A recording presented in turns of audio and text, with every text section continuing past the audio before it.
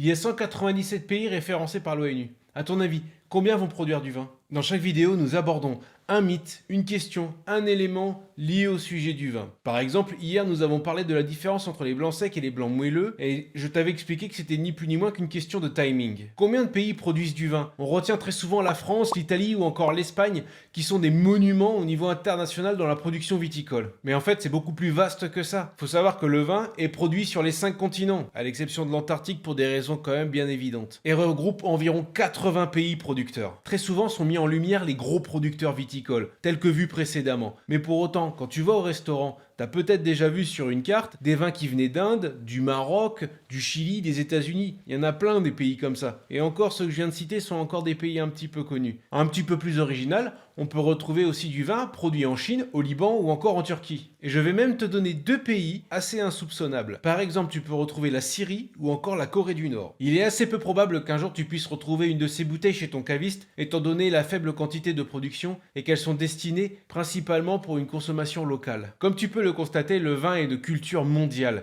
et qui accompagne l'humain depuis très longtemps. Mais ça, on en parlera dans quelques temps. J'espère t'avoir appris quelque chose aujourd'hui. Pense à t'abonner pour ne pas louper les prochaines vidéos. Tu prends soin de toi, à bientôt. Ciao.